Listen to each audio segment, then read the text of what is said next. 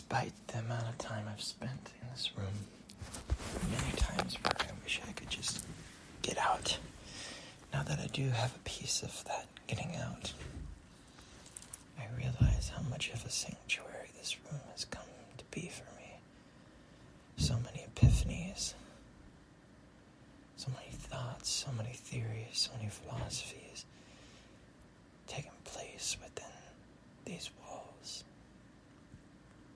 All around me, on the wall, lay pieces of me, artworks and paintings, posters, all these different things that are reflections of myself.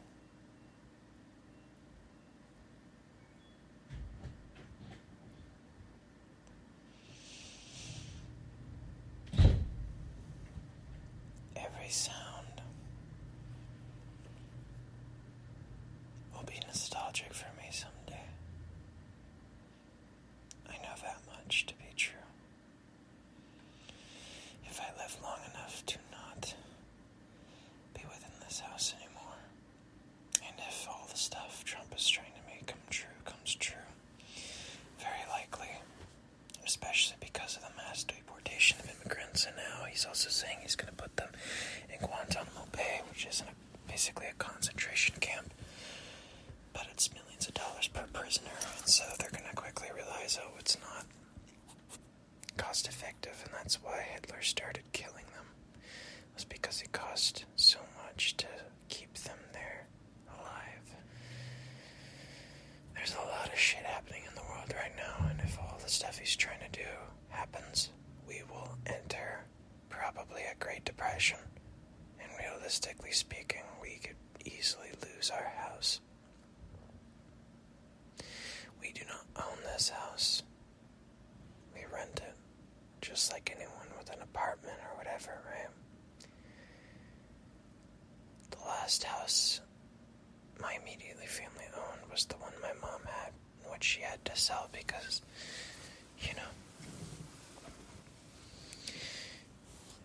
she was trying to get back to working, but didn't get paid enough, and so she had to sell the house to have enough money to still get by. And soon her death followed. What I worry most, or what clouds my mind the most, is especially how my brother Hudson will be able to manage if we were to be homeless, for example, or if we had to move somewhere, or not have internet, not have energy, not have food or water available, because what he wants to do, what he likes doing is chilling at home, and playing games by himself and stuff, and with me and my brother. He likes, he really enjoys having his own sanctuary as well. I don't know how he will do without it, but I'll be there as long as I'm alive for him. Same for all the people I care about. And all the people I care about is now extended to the entire globe, and if they're aliens, it would extend to them as well, which I think there are. Everything is one. Everything is a reflection of each other.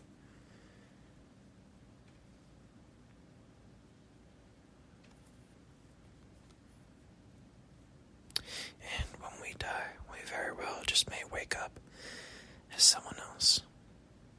Perhaps someone else who was in the past or the future. Time is not linear, as many people think it to be. All of it is a dance of change, of evolution, intertwined through all the previous roots to every other branch that it is not a part of, but may someday meet again. But truly, they have already met, just was not in that moment, in the past, spiraling and winding, down and down, back to the root in which we all share. Born from nothingness on an infinite blank canvas, woven with the wondrous essence of ineffability, indescribable, absurd and crazy to happen at all. And that's precisely what beauty is. It does not need a meaning, but that does not mean it is meaningless. It all simply is. And what we do with it, what meaning we give to it, is our choice.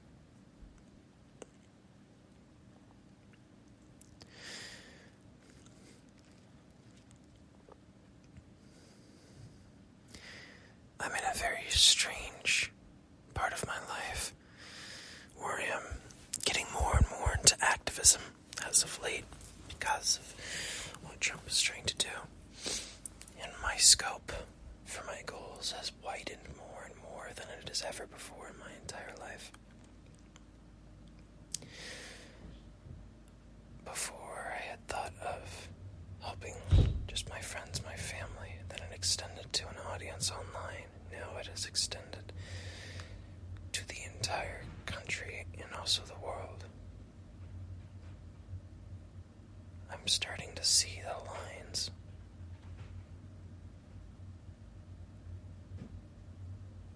Better as to how it all operates. And these people in power who have a say in these people's lives that they should not have.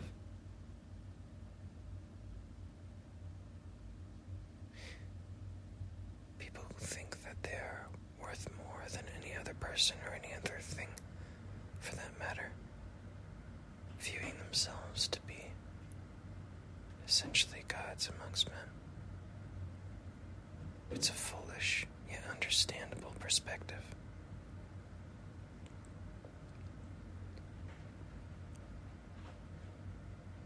That way of viewing life typically builds more and more as you go along in life, so long as you reject and ignore the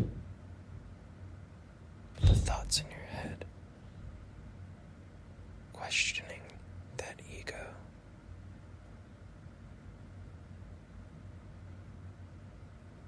Never addressing what you fear. Never addressing the similarities between you and everything else.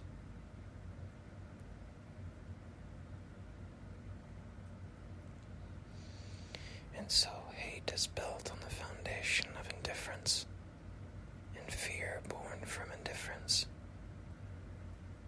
So too is ignorance.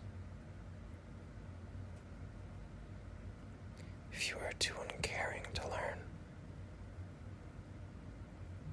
you will not learn. And what you do not learn and understand is an unknown. And what is unknown to you, you fear. And what you fear, you hate.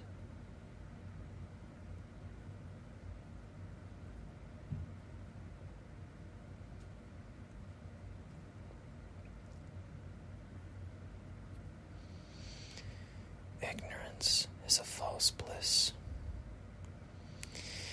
And with wisdom comes sorrow, but only up to a certain point. Of course, sorrow is still inevitable, as that is how you can grow.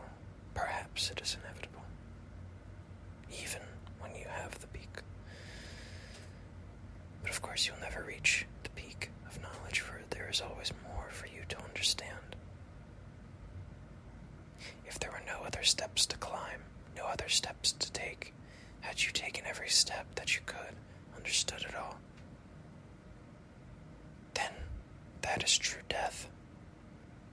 True death is no change at all. But the all the time and always has more room to change. And that is far more greater of a gift than I can ever describe in words. It must be the greatest gift.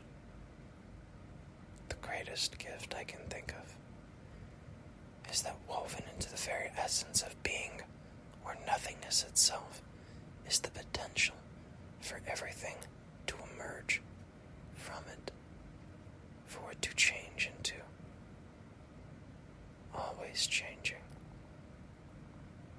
And we existing right now are direct proof of that potential, because we are the potential manifested. We are change incarnate.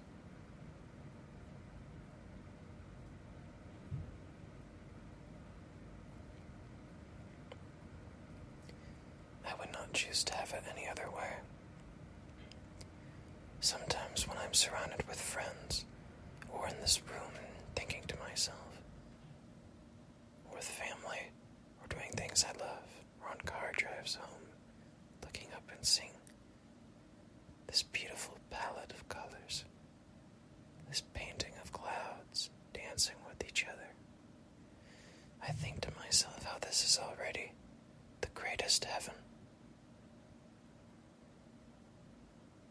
For me, in that moment at least. And that is why I especially have also come to realize that for many people in this world, it is hell.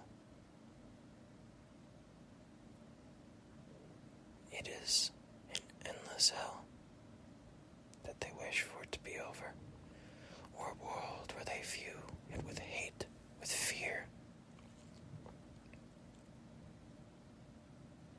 And that is all the more reason why I need to act, to help as many people as I can see the world with the fullest potential that it has always held from the start. That is heaven.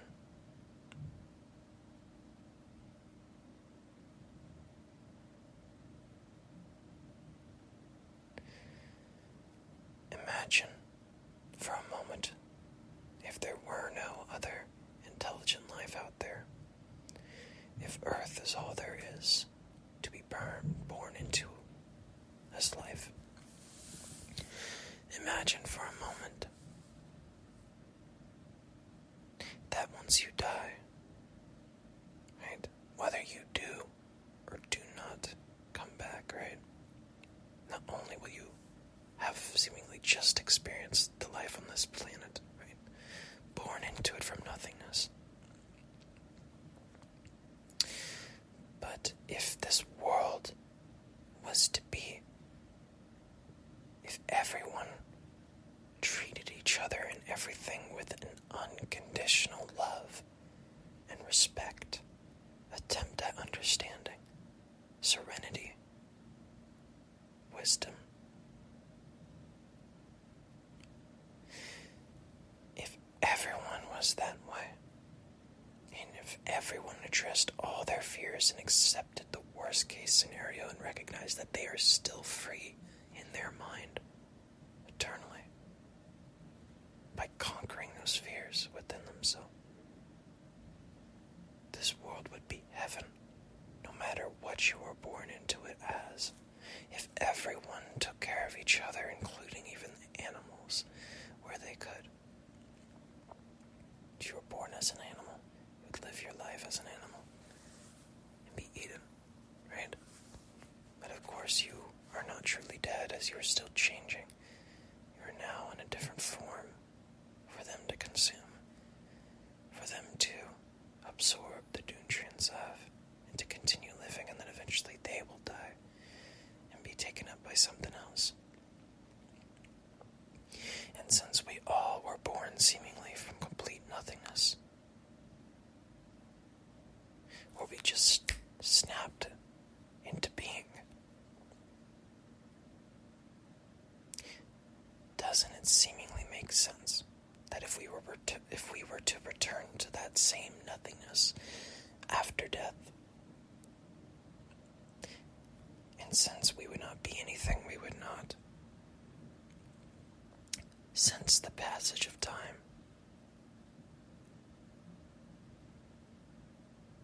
We would not sense anything.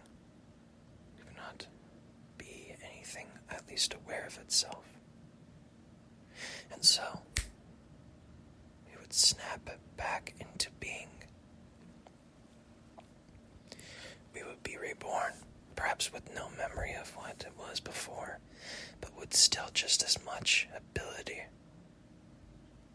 Potential, that is. Right? To gain the abilities to recognize the epiphanies of before in your own new, beautiful way.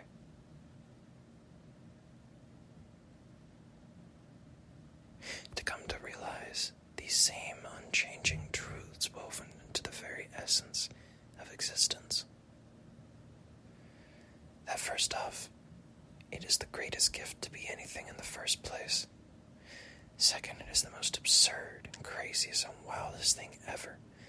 And that is what everything shares. And that is what beauty is. And so everything is beautiful. That everything seemingly came from nothingness. And thus what more could be infinite than an infinite blank canvas? Uncapturable by words, by any number of words. And so it is ineffable. And so it is art. And the embracement of being anything in the first place, the embracement of everything for what it is, the embracement of how it is all constructed, of how it is all balanced, how you can even exist in the first place, whether it is or isn't by a conscious God. All of us and everything are still in the same dilemma, including the God himself, as far as we can tell in our own system of logic. Right? And if you can embrace it, not only are you free, not only is that heaven, that is precisely what the word love means to us. The embracement of being. You need not chemicals to know that. Just the mind alone, consciousness, just the awareness of reality, of yourself and your connection to everything else. That is all you need.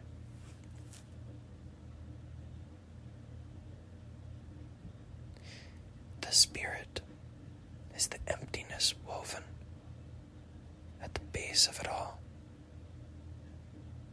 And from everything it is born. Smaller and smaller and smaller things make up bigger and bigger things. But the smallest thing, if even possible to figure out the smallest thing possible, what would it be made of? Raw energy, what would these things, down to the smallest level, consist of other than seemingly nothingness itself? In the same way I could ask, what made that to anything, to which I could say the same question to whatever made it, and back and back and back until we arrive at the very first thing ever, whether it is conscious or not, aware or not, omnipotent or not. I could ask, what made that? Right? And if it is conscious God and I ask them that question, they could say, oh, I've always been. But what if, first off, they were to lie? Or second off, what if they could not lie or did not lie or were so mature and wise and wonderful they would never lie, right? To which they could say, I've always been. But what if, right? Something else made them with all the ability ever other than to know that they were made by something else. How would they be able to prove or disprove that? Or perhaps they're in a different system of logic from ours entirely. Perhaps ours is a completely different one, or a subset of theirs. Perhaps there are pieces we cannot see yet.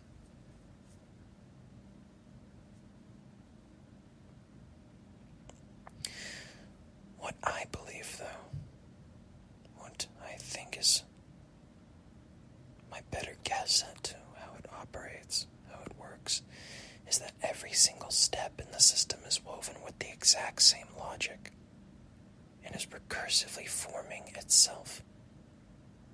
New things birthed, a new everything born from itself ad infinitum. Just like the Ouroboros.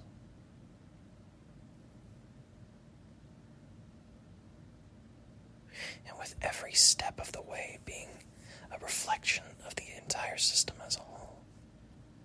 For we too are made of atoms, of all these smaller and smaller things, cells, and the blood that flows through us, all these things. They themselves too may not be aware of themselves, but they exist in the same dilemma of existence as we are, as the collective system. And how is that any different from the collective everything, ever, beyond what we can sense included? Including the first thing ever that seemingly could not come from anything other than nothingness itself. And since it came from nothingness itself, it means nothingness itself, given enough quote-unquote time, something will change. Change itself is woven into null. And since, if there is a pure state, realm of nothingness, space of nothingness, first off, it wouldn't be a space of nothingness. There would be no dimension to it. There would be no nothing to it. But if nothingness itself holds the potential for something to change and for something to be, right? And since nothingness does not hold anything, no atoms, no particles, no nothing, because even in our universe, empty space is still fluctuating. Empty space in our universe is not even empty. But true empty space, true empty nothingness, a nothing beyond our concept of nothingness, right? There would be no particles, there would be no atoms, and thus there would be no entropy. There would be no time.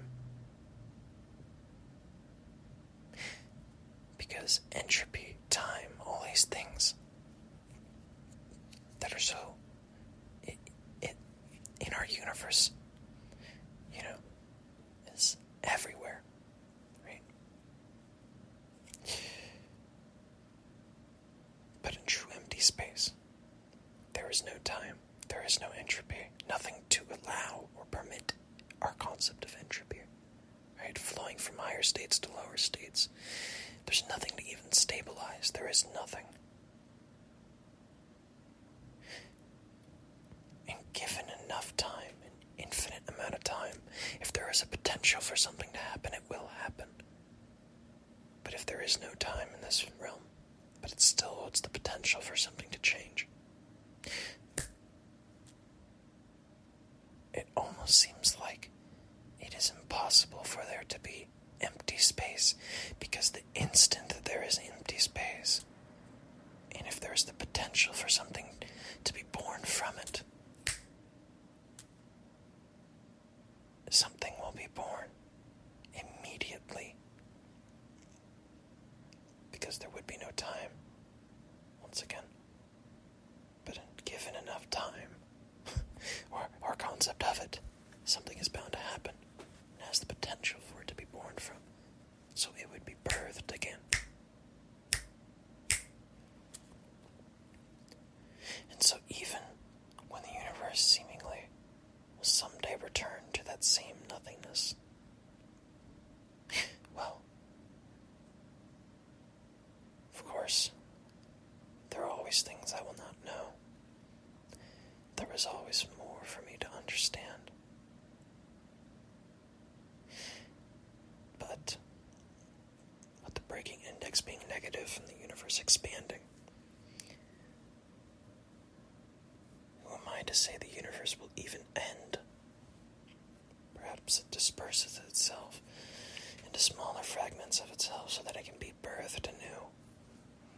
Multiple different versions of itself, just like a tree dispersing its seeds.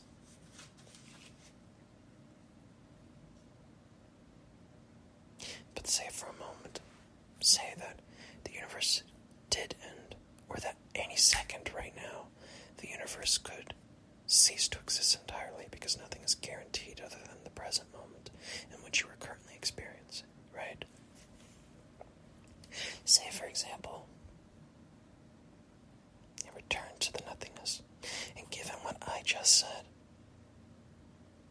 doesn't it seem to make sense that then once again it will continue? And by continue, what I mean is that a new thing born from nothing will emerge from the nothingness now, from the universe in which it returned to. From that nothingness, something new will be born and change again. A new universe, perhaps.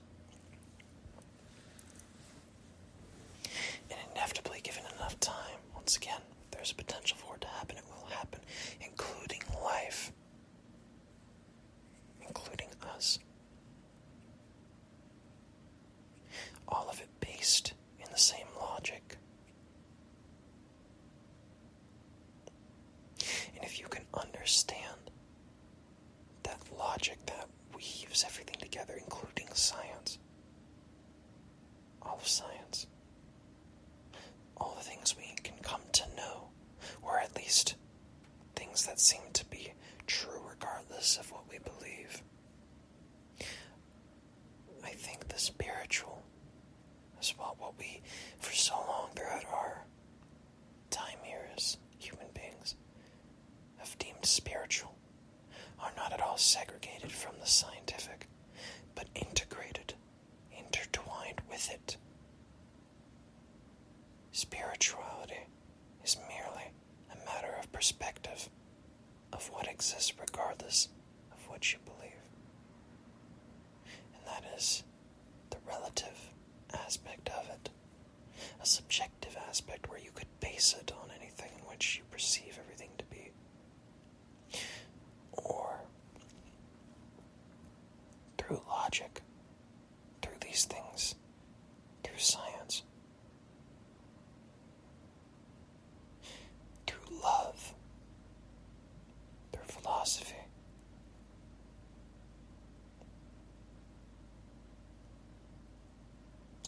It's no longer just this blind belief. It is seemingly this almost knowing hope and understanding, at least for the time being, until someday it may change, everything may change. At any instant, things in our universe could just stop working, or logic could switch and I could just die, or perhaps I would continue with something else. Perhaps everything could change before, or perhaps I could recognize some new epiphany that shatters all my beliefs from before. But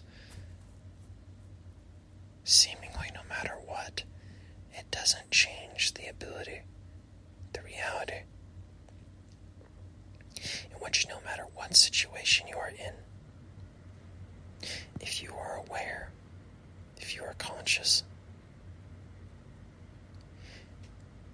you could still view everything as being a gift to be a part of from the start, and be thankful that it happened at all to begin with. And then you're right back in that stillness, that still state, enjoying the moment for what it is, and not desiring for anything else. So very thankful that anything happened to begin with. That is love. Something that transcends time itself.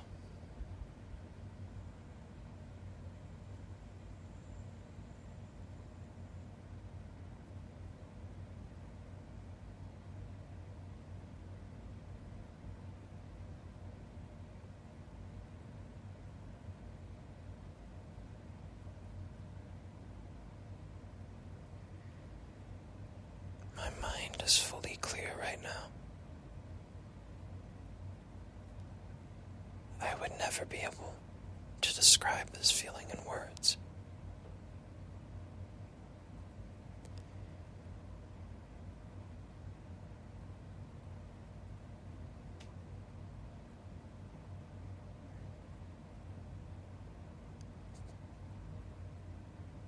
every time I feel it, it's different in its own way, but just as infinitely indescribable and wonderful.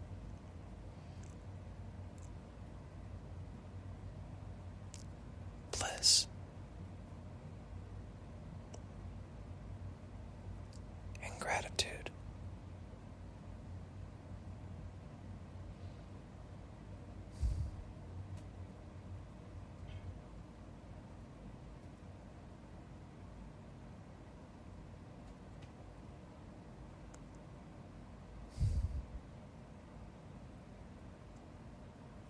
That is also why I speak on where if you can think of all these different situations and accept the worst case scenario, even if it does come to happen to you, you can still be free within yourself. And if you are free within yourself, you are truly free as a whole. They could chain you down, they could put you in a cage, they could take everything from you. Cut off your limbs, cut off your whatever, right? They could cut off your ears, take away your eyes, take away your limbs, take away your feeling. And as so long as you have the mind, you can overcome it and be freer than your own captors will ever be within themselves. For what they are doing to you is operated out of fear and hate. It is operated out of their lost nature. They're lost within themselves. They are scared of you, deep down, because they do not understand. Because it is unknowns that terrify them, make them angry, feel bad. They do not see the bigger picture.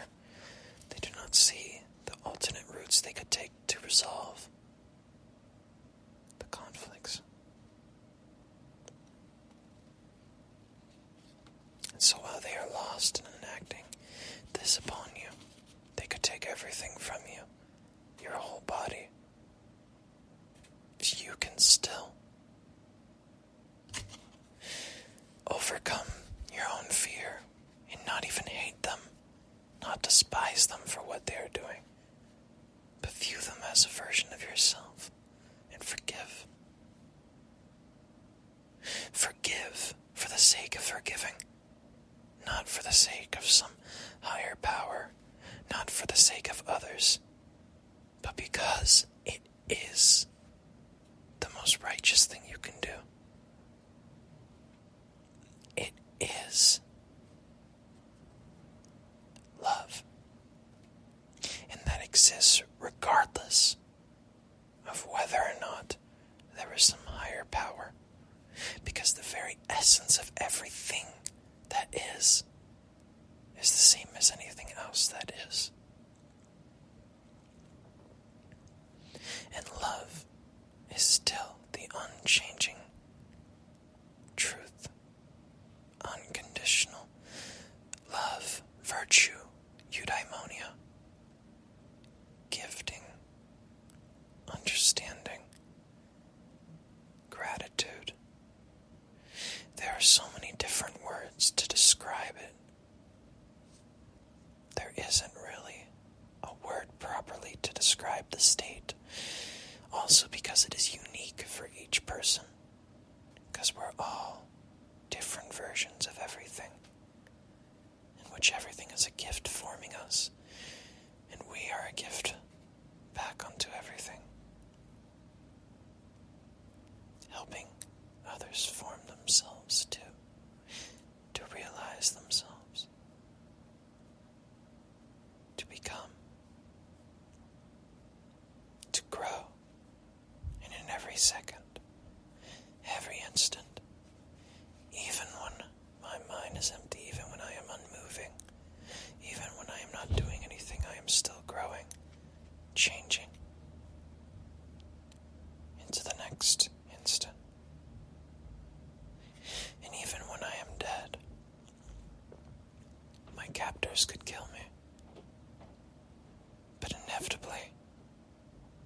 inevitably, given enough time,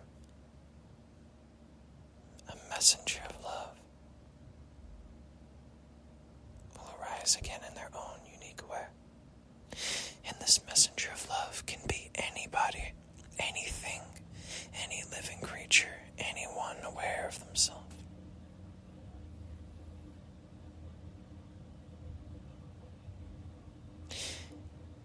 Anyone and everyone holds the potential to reach this same state and be that messenger of love. It just takes the right combination of events. And it takes the person overcoming their fears. It takes the person learning to love unconditionally. It takes the person critically thinking every single situation that they may fear may happen and still finding a way to view it all to be beautiful through logic, through philosophy, through critical thought, through the mind, through all of these things. And that is why I have a knowing hope, not a blind faith that it will happen, but that given everything I know in this current moment, this very system of logic that binds and unites and connects every single thing that is, love is inevitable.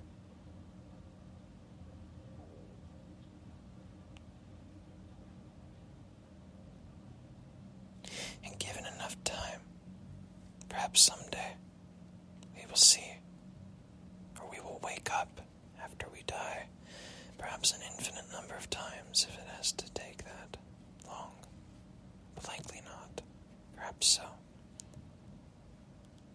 of different lives we live until we wake up in a world where there is no longer hatred upon each other, where it is taught to you from day one how fortunate you are to have been anything, how beautiful you are for being yourself, for all your unique traits, for all your quirks, for you're the only version of you, of everything that will ever be the way you are. And that is the truth as well.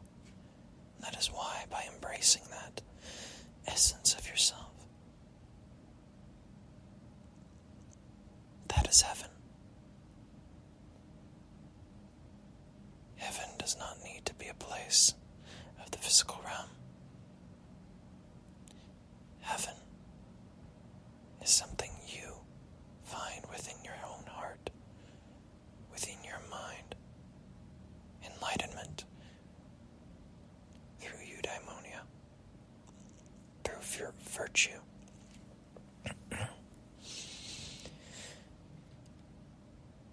The very essence of reality. Everything is nature. Everything is change, evolution, intertwined as one. And there are signs everywhere pointing you to that same state of love. Because you'll notice over time how it's exactly that, an interconnected web of reflections of the same thing, the same dilemma, the same logic, and the same undying truth and power of unconditional love for everything, including yourself.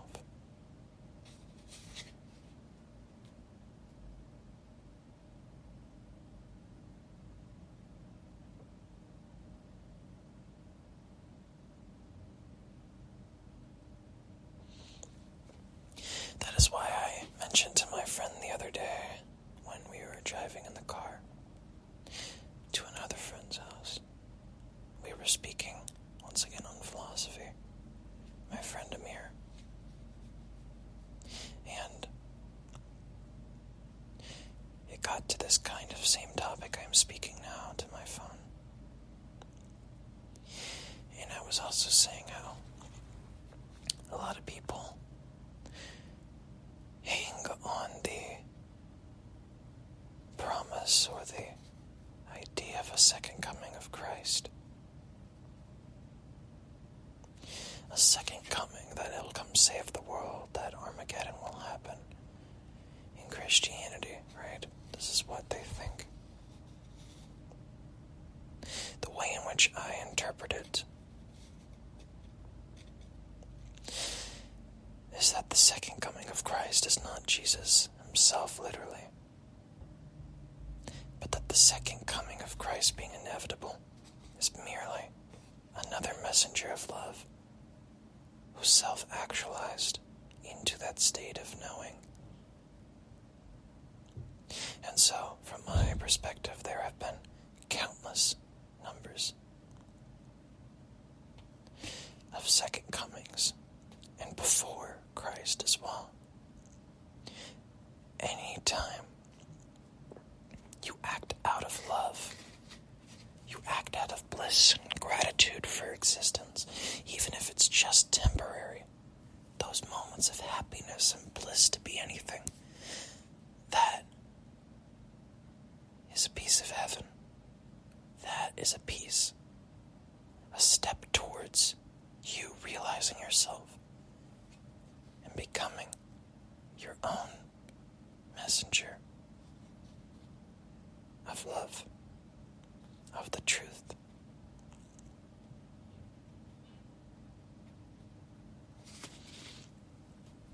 You don't even need to have a conscious God for that to still be the truth. Given enough time, it is inevitable that someone will self-actualize and someone will choose to share that gratitude and bliss. It is inevitable. Both the words are very similar. I keep saying ineffable and inevitable a ton because, they sound very similar. I keep switching the words, but once again,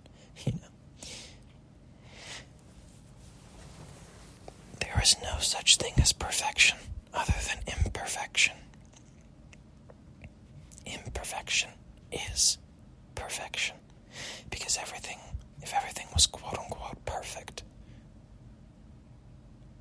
you could look at anything and say, that is perfect. Everything else should be like that thing. Okay, let's imagine a world where everything is like that thing that you pointed to. It could be a person. It could be a concept of a world or a thing, right? Perfection. You could point to anything. Any one thing. In a world where everything is perfect, quote unquote, in your way of viewing it, everything is that one single thing. Nothing changes from that one single state of quote unquote perfection. And you want to know what everything is now because it does not change from that state of perfection. It is dead.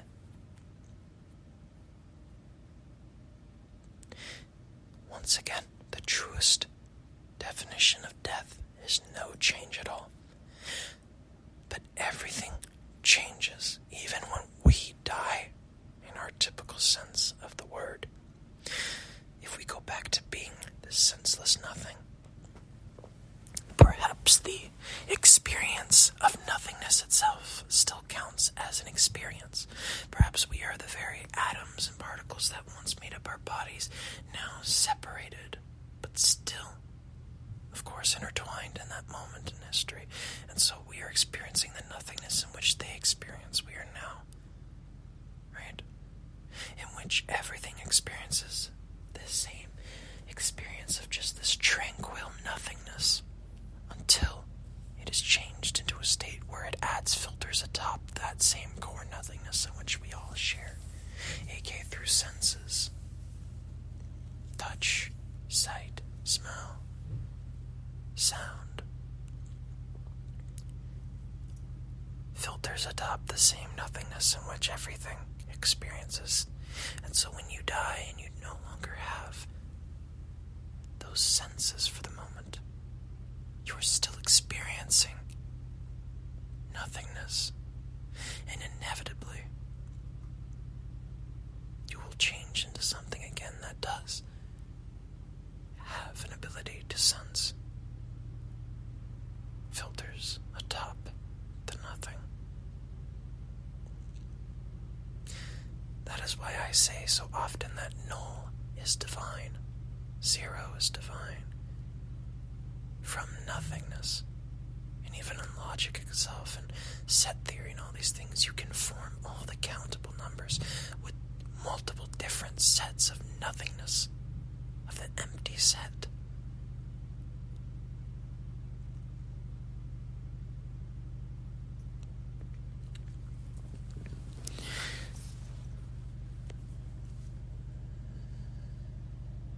But yes, it is inevitable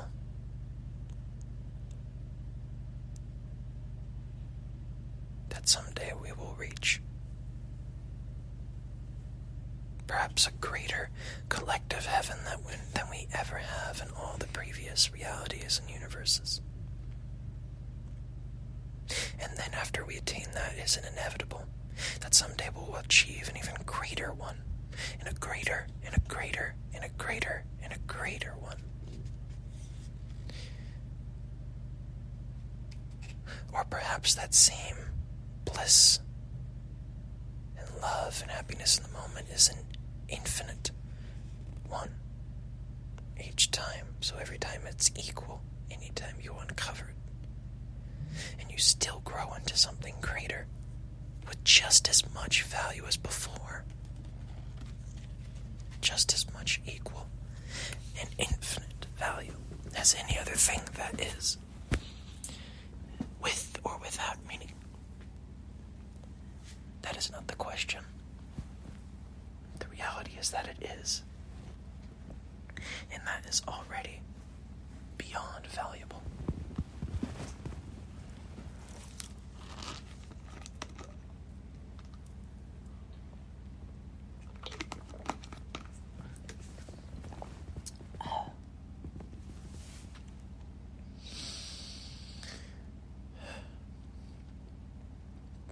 But yes, imperfection is perfection. If there was no potential for difference from one state, then nothing would change, and that would be death. It would end before it ever began. But that is why it is such a gift that nothing, no one thing is the same as any other one thing. You could have an identical cell, for example, compared to another cell, and the difference between them two, right? They're not in the same position. Even that alone is a difference, and they're not the same. Even if they were made of the exact same stuff, in the exact same orientation, the exact same way, the exact same number of atoms down to the subatomic particles, and even lower and lower and lower, right? Even if they're just in a different position in space, they are still not the same. Only if they were literally one and the same would they be the same thing. Now there is not two things, there is just one thing. And hence why it is literally hard-coded into our logic, where if it is two separate things, two things are two different things. Even if they are clones of each other. The fact that there is one in another means that there is at the very least some separation that can be made. Or distinguishing. You could have the same thing, even maybe in the same. It doesn't even need to be in space itself. What if it's just a concept of a thing? A concept of one zero and another zero. Now in your mind, you have two different things again still. I don't know. Perhaps it's not a good way of describing it. Like I said many times before, there's not really good enough words in English to describe it with, to capture it with. Language is great, but it is also confining in many ways. In how we communicate information.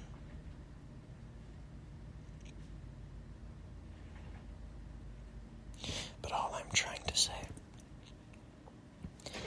is that everything is different. And if it wasn't, we'd all be the same thing.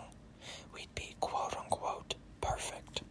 But then that would mean nothing would change. And so that is why I say everything is absurd to be anything. Everything is weird. Everything is crazy. And we all share in the same dilemma of that craziness. And that is precisely what beauty is. To be, not for a meaning, but not meaningless either. To be at all in the first place. It's just as crazy as anything else that is. That is why everything is equal and beautiful at the core of it all.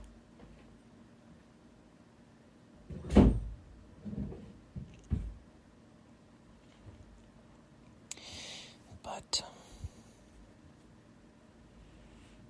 yeah.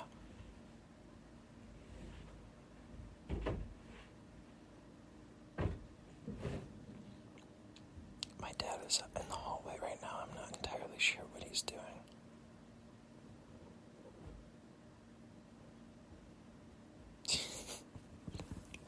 But, anyways. Yes. It is inevitable. Love comes again. And it is inevitable that also hate can come again. But through love you can free people. Show by example how to love. I forget how the quote goes, but it's like, I hear and I forget. I see and I remember. I do and I understand. If you show them how to do it through actions, not just words. If you show them through actions, they get a much better glimpse of how they can do it in their own way. That is to love themselves in everything as one.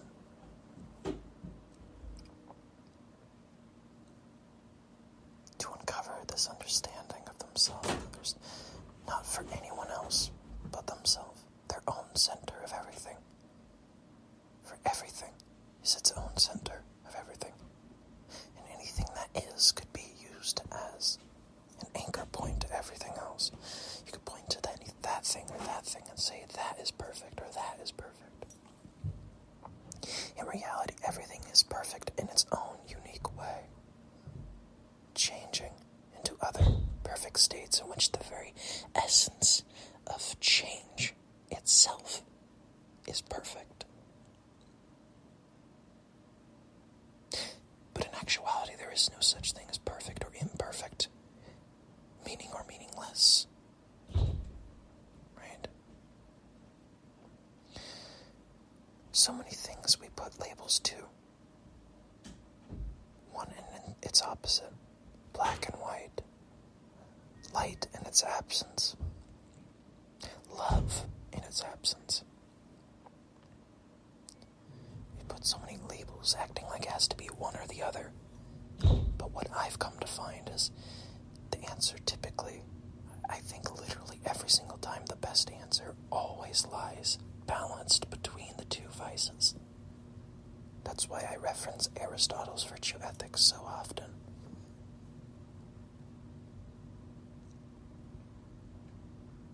And that is also why I also reference, things like illusions in Buddhism or enlightenment, right?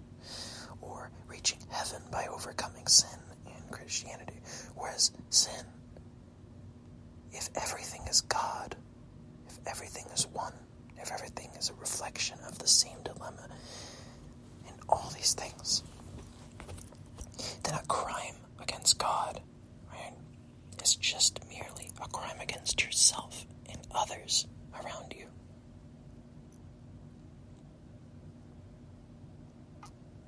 And by overcoming greed, by overcoming lust, by overcoming all these things, right, through yourself, not for some other person or some other entity, but for you to realize yourself further, to overcome illusion so that you can, for the first time, truly anchor yourself in the moment, truly be grateful for reality for what it is, through your own critical thought, your own path, your own steps you consciously choose to take towards realizing and becoming more yourself.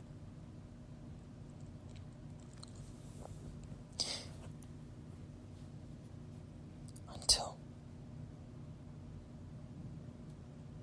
you also become a messenger of love. I try to talk a lot, and I try to be very careful in how I speak about these things as well, because one of the biggest things I don't want to happen, because I think of all the potential things that could happen, right?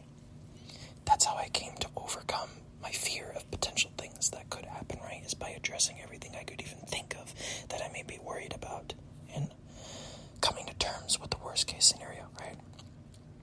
One of the things that I want to say flat out right now, and I've said in other audio logs as well, but it is very possible that someday someone else could hear this audio log, right? Or maybe perhaps only they listen to like the first half of it or an hour of it, and they go on to start some kind of religion around it, right? I want to say right now, do not,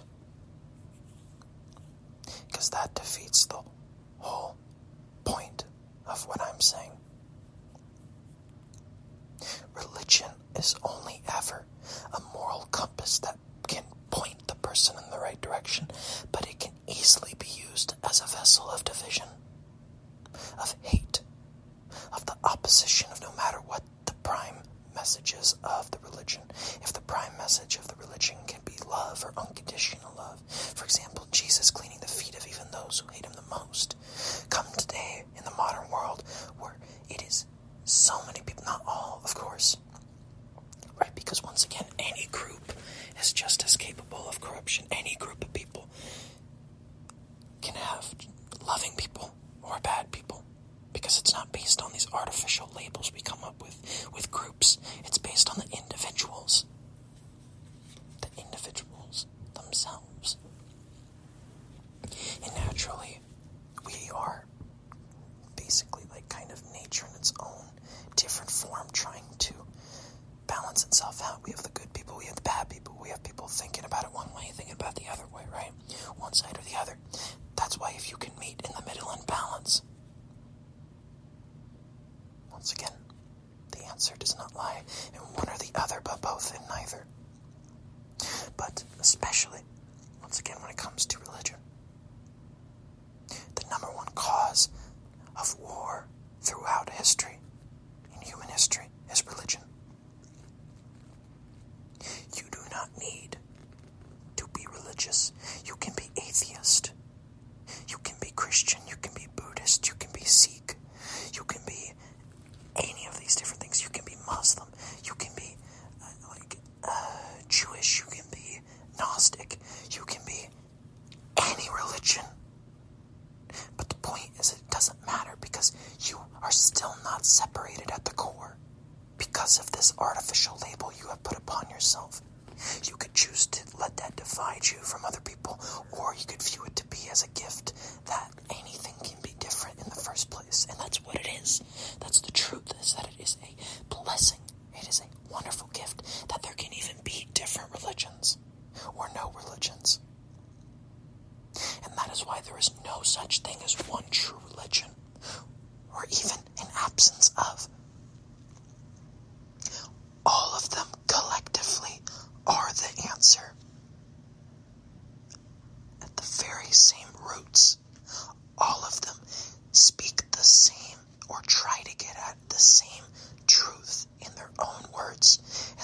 own stories. What I am speaking now, I am speaking on the roots of all of them and the absence of.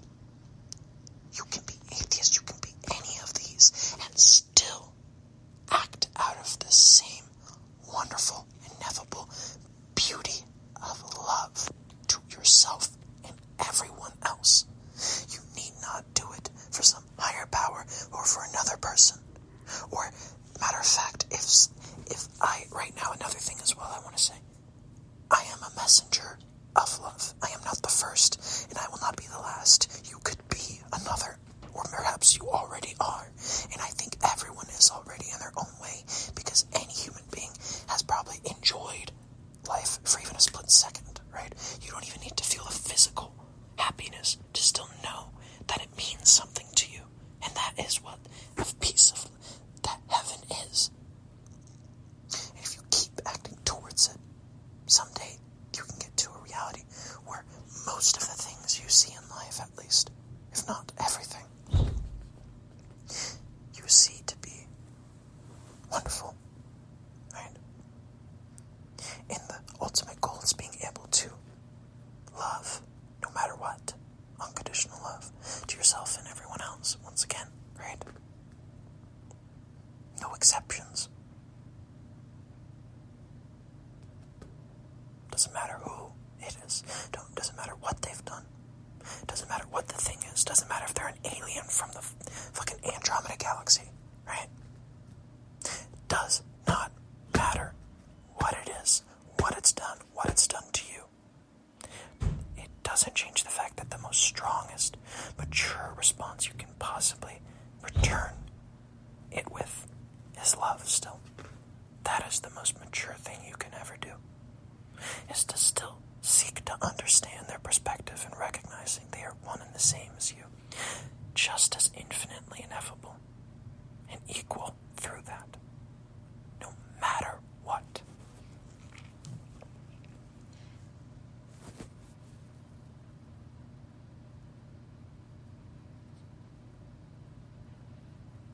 And that, as far as I can tell, is the truth. And of course, you must recognize as well that all we may know is that we know nothing, but that everything is a guess.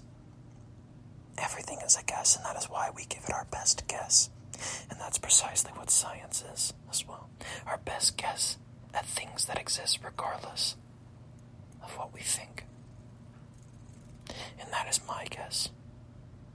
My best guess as of the current moment as to how it all dances together, how everything is intertwined, and what it is for. My best guess. And once again, there is no perfect state other than the ability to change into something else. And so everything is already perfect. Everything is already infinitely beautiful and valuable. The last thing we just have to do is see it for what it is. To understand, not blindly follow the words of others, but for you yourself, uncover it through your own critical thought, through logic, through facing your fears. Over time, you will mature, truly mature. You could live to be 85 years old and still be immature at the core. Still hate. You could still fear. Still be greedy. Still blindly lust. And lose the point of love in that.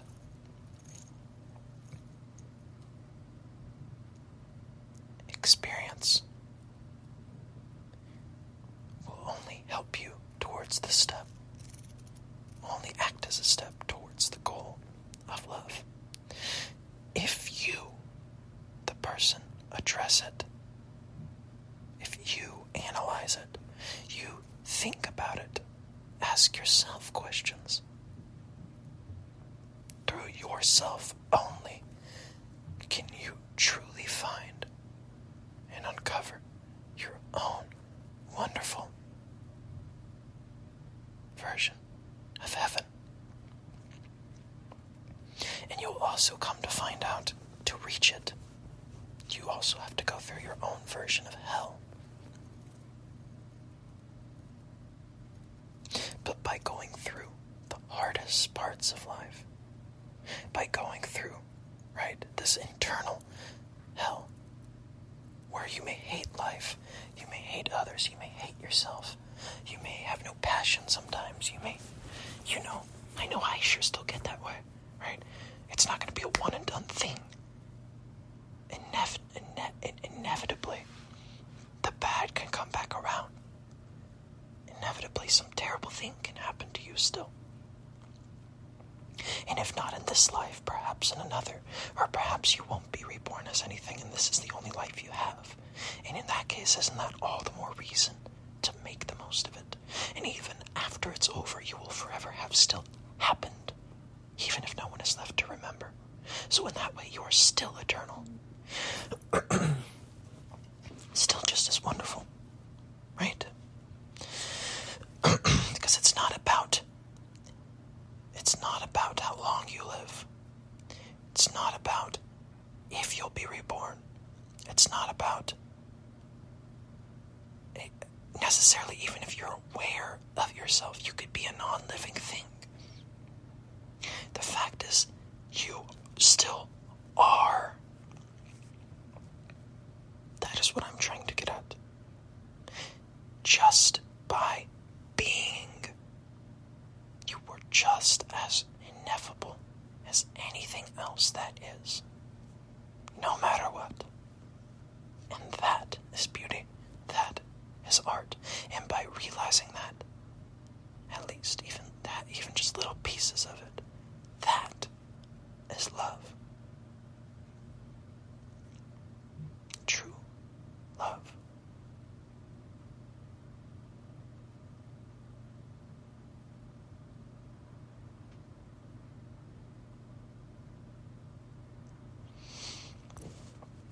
This whole time I've been recording this audio log, I've been sitting on my bed, sideways, looking at my wall.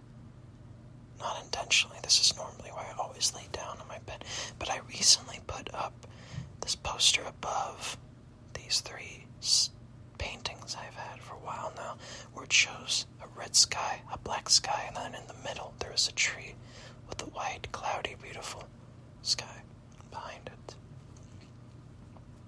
Of course, you can probably already tell why I find that to be beautiful and the symbolism of it, because I've said it many times throughout this audio log.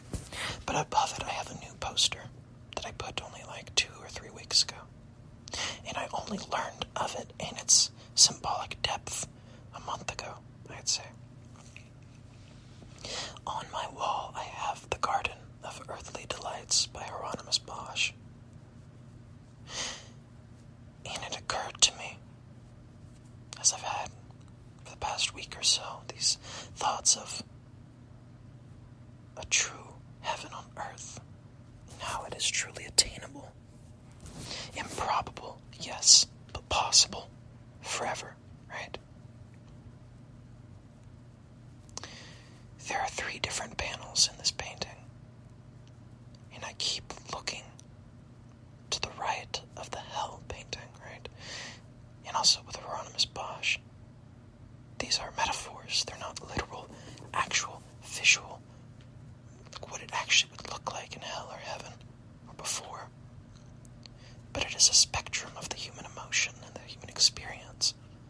That is why I love it so much. Is that it is a reflection of us and what we are capable of, what we have done and what we can do, and what we can overcome. Right? I keep looking to the right after the 3rd panel and thinking to myself, there's a missing panel.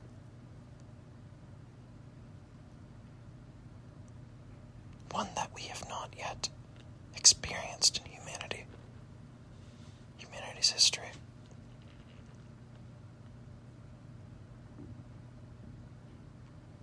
We've had all these different kinds of states of the world, this dance between good and evil.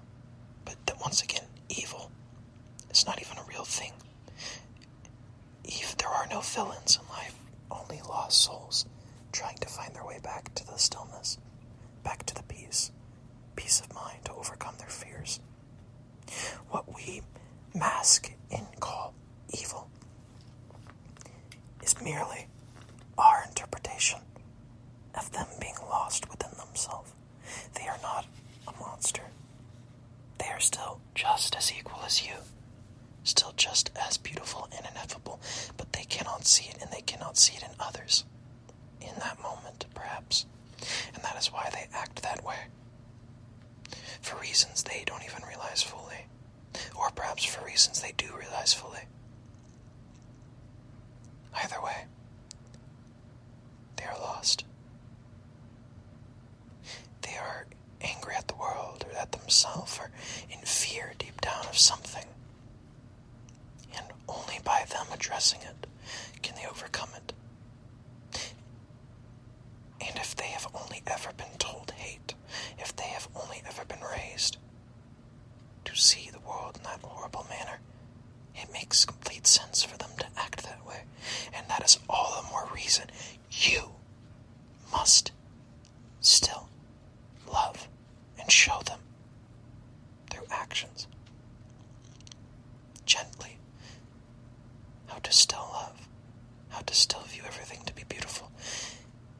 And by showing by example, it will resonate with them. Or perhaps it won't. For some people, no words, no actions by others will ever bring them out. For some people, they have to find it within themselves, willingly and consciously. For themselves, they must choose.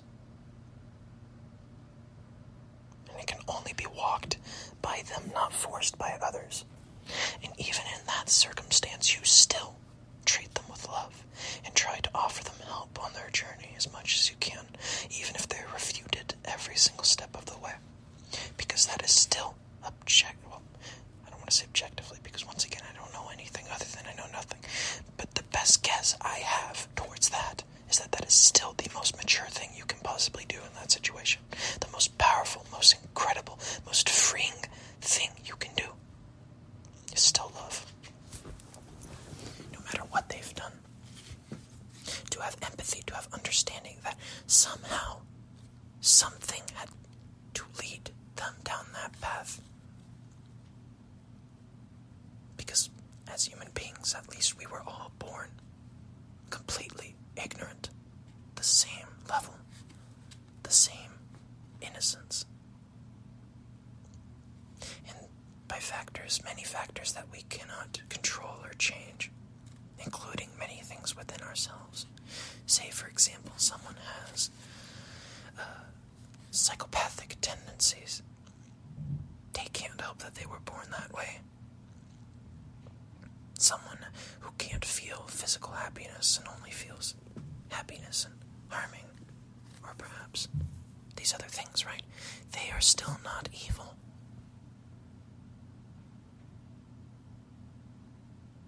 Because much like how darkness is an illusionary object that doesn't exist, so too are the things that you fear. Like being afraid of the dark, like being afraid of what hides in it. And only by facing it do you realize there was nothing to be afraid of all along. Same too with darkness itself. Darkness is just the absence of light. If you think about it, everything that is different from something else is the absence of everything else but that thing. So it is the presence of its own self, but the absence of everything else. A dance of contrasts, of opposites and grays and colors. absolutely beautiful. If there was only light, we would be blinded. If there was only darkness, we'd also be blinded and enshrouded in darkness. But through the dance between the two, reality can even form before us. We can even see, because there isn't just light or just darkness. There are shadows that we can see, where it gives this ability to see depth or tell where the light's coming from, or you know what I mean. If there was only ever photons every single friggin' place, like the max amount that you can have, an infinite number, then what the hell is the point of having eyes? If there was only silence, or if there was only sound, full max volume sound all the time, that's the same as being silent in silence. It's the dance between the two. Can you even have one exist and the other exist? One cannot exist without its opposite. And by having an opposite, there is the potential for you to change from one end or the other. There is a spectrum in which you can change along. And once again, the only true definition of death is no change. But if everything has an opposite, right, with the ability for there to be things between the two extremes, then there is always somewhere new to change. Even if it's like 0.000000001% of the other thing. You can go down infinitely in smaller and smaller fractions too. Still is a new place for you to change. That's what's so wonderful about it. But once again, darkness is the absence of light. It itself is not real. It is the absence of another thing. Same too is evilness.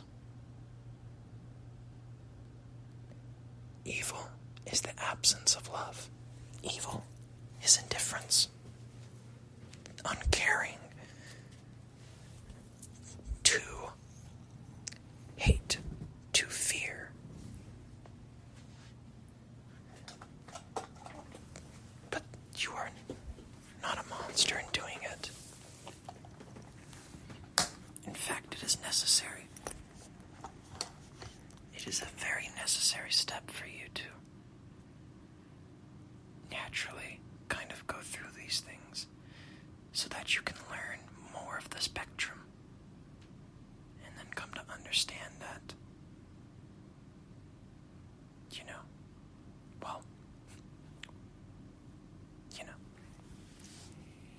overcoming fear by facing it.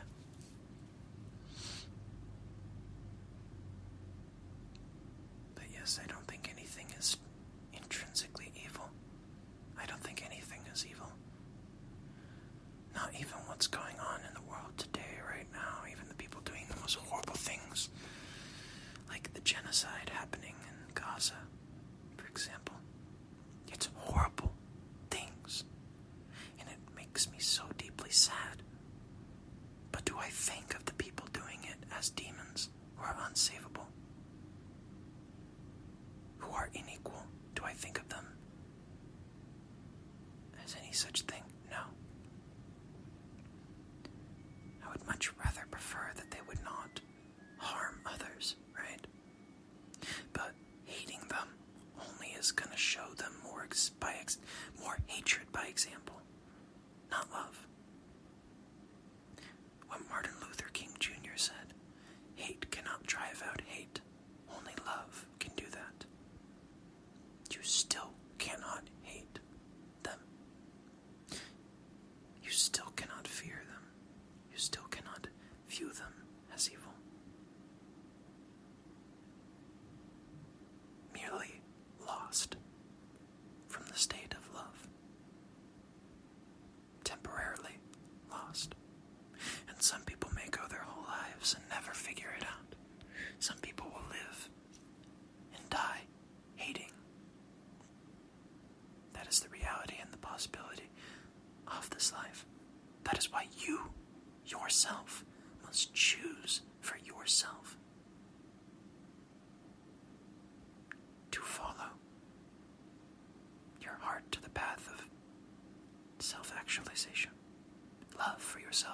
answers and everything. That can only be done by you, for yourself, by walking these steps, willingly, going outside of your comfort zone, because the unknown usually is our greatest fear when we come into this world. But so too is it the greatest gift. This whole world, reality itself, existence, was completely unknown to us before we were born, and yet we still changed into it. If there were no other unknowns, there would be no place for you to change into or come to learn. And once again, death. That is the only true definition of death, is no change. But everything changes. Everyone changes too. And can always change. Can always come to learn and understand. And that's why you must show them with a kind, gentle hand. Show them how to love. By loving them. By loving them. Unconditionally.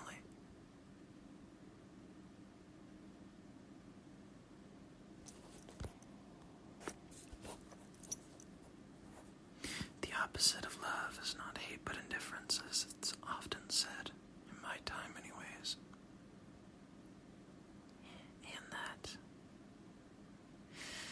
from indifference, by not caring to understand the unknown or change into it, you will remain ignorant. A false state of bliss. Because in your ignorance, your indifference, your lack of understanding, can you have a blind side and an ability to harm others and yourself without even realizing it? Or perhaps indeed realizing it, but not knowing why. And thinking that surely it just must be this way. This is how it has to be. But since you have not analyzed it further to realize it doesn't need to be that way. It doesn't have to be this state of hatred or fear forever. That you can change and evolve and refine. If you don't understand, if you never seek to understand, then you will not understand. And only once again through yourself, by asking these questions yourself, by logically going about it, by conquering your fears, by changing into the unknown, and by, through logic, realizing everything is one and the same, with or without a God, with or without religion. Love is still the most mature, wonderful thing we can come to know of as human beings, currently at least, as far as I can tell.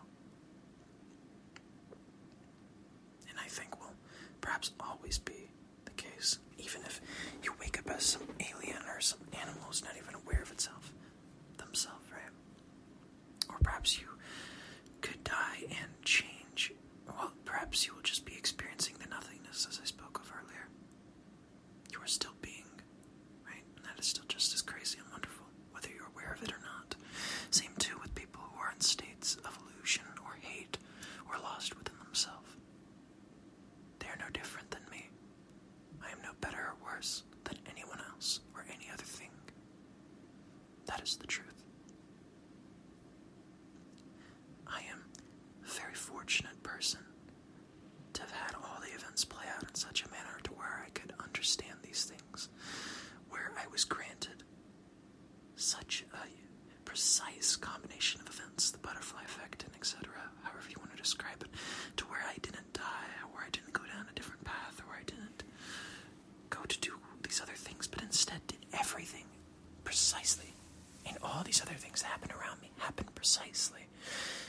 Long before I was born, all the way up to the first thing ever, happened in such a precise manner to where I could even be here right now in this moment speaking. Okay, my stomach is making weird noises. I'm sorry. Okay. Okay.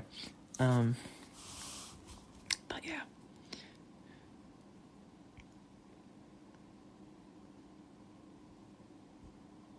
also don't know why I'm still whispering. I could definitely talk at like normal volume. It's 1:30 p.m. I don't know why I'm speaking. Like I'm whispering. I think I was whispering because there was just, oh yeah, I forget, yeah, because my dad's outside in the hallway, and for the sake of the audio log, right, I would prefer he does not open the door and try to speak, because I'm in a flow state right now, so that's why I'm trying to quietly speak. I love my dad, though. I love all my family and my friends. But yes, for the sake of the audio log, that's why I'm whispering.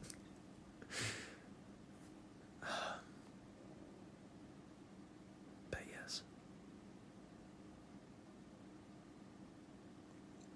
If you are too indifferent, uncaring to understand the unknown and change into it, you will remain ignorant. They will remain unknown to you. These things. And because we, as biological beings, fear the unknown because it may bring death, and our biological purpose is to live long enough to reproduce, we will fear the unknown. And because fear is such a terrible state and feeling to be in, and it clouds your mind and makes you not enjoy life, you hate the things that make you feel bad. That is where hate comes from. But in reality, this fear was not imposed to you by something else. It was imposed to you by yourself, in your own mind. And at any moment, you could overcome the fear and realize that it was an illusion all along. Greed and selfishness as well are illusions. Because once again, everything is one and the same. You could die and wake up as anything else. You may as well be everything as a collective soul, a part of it. They are a part of you as you are a part of them, interacting in this world with each other, sharing, and all these things together, united with the same fundamental roots, the same logic in which you're birthed from and recursively form and evolve through. Right? Thus it is irrational and foolish, immature, to act as if you are the true perfection, as if you are the center of everything, as if you are better than anyone else or any other thing. Because once again, everything is infinitely, equally beautiful. Its own version of everything, its own version of perfection. And by being able to be different itself is that perfection. Wabi-sabi. Which is a term used for a certain kind of art form in a Japanese culture, where it's beauty and imperfection. There's also a song by MK Ultra, which is an artist I listen to, that also has a song named Wabi Sabi that I really love the lyrics of. The chorus is literally, just be who you were meant to be, take your steps incrementally, and focus on now. Beautiful lyrics. Quite ironic too, because the artist has a lot of songs where they're also screaming and talking of profanity, right? But all of it is a part of this same beautiful dance. And the spectrum they portray as an artist is very remarkable. But anyways, yeah. I've been speaking for about an hour and 32 minutes now, as of right now. Okay, so,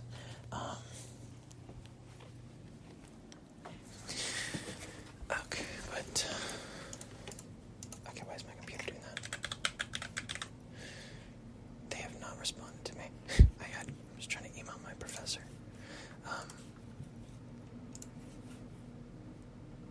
Because I'm trying to add this class for my college. I'm in my last semester now for my degree, and I need one more class. It's a little bit stressful, but not really, because I know I'll get it done either way. Even if I don't get into the class this semester, I also need to pick up my prescription here in a bit, because I am indeed transgender. So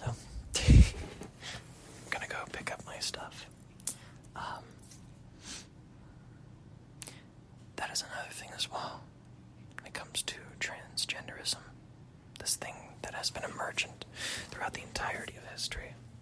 I believe the entire LGBTQ plus spectrum in my current day and age to basically be the equivalent of left-handedness during the 1700s. Or back then, in the Salem witch trials, if you were found out to be left-handed, it was seen as a sign of witchcraft, and you were killed for it. We still don't know fully how people come to be left-handed today because we don't even understand fully what a single neuron does. And I know this as myself being a computer scientist and working with artificial intelligence, where we have a lot of these structures based around and mimicking the neurons of, like in our in our brains, right? But we still don't even know what a single one does. And so, right, we still don't even know fully. We just have a guess as to what left-handedness is. The same too with the BSTC, or the bed nucleus of the central subdivision of the bed nucleus of the stria terminalis in the brain, which in not many studies, but in multiple studies, there is a correlation between that and transsexuality. It is an unchanging part of the brain, from what I've read up on, in which you form during your fetal development, and it is unchanging through, you can't change it through anything, not even hormones. And males, or male-identifying people, typically have one size of the brain, females have one size of the brain, and males will have double the size of the females. And it was found where the transsexual identifying people, or transgender people, with or without hormones, with or without any procedures, with or without any of these things, right? What they had in common was they had the size of the BSTC, of the sex they always claimed to be. For example, you could be born with a body of a man, but have the BSTC size of a female, so your brain sex is female, but your body is male. Or vice versa. Or perhaps there's a way where you can have a state in between, and perhaps that is where non-binary or agender or all these other different genders arise from, is from a mix, a balance between the two sizes. And that's the other thing too, is that there is a very big illusion in my time right now, as if there is only two sexes, when in reality, not only are there intersex people, but there are also people born XX with penises, or XY with vaginas. It's so much more of a dance of color than people tried to categorize, as far more complicated and so many more gray areas than people would prefer, because it would be so much more simply, right, for it to just be two things and that's it. But that's not how our universe works. That's how, once again, I've been speaking about this entire audio log. And there are things within you, once again, that you can be born with that are unchanging. And at least in how we currently are with technology. And I think I would highly, that's a whole different can of worms that I haven't even really thought of.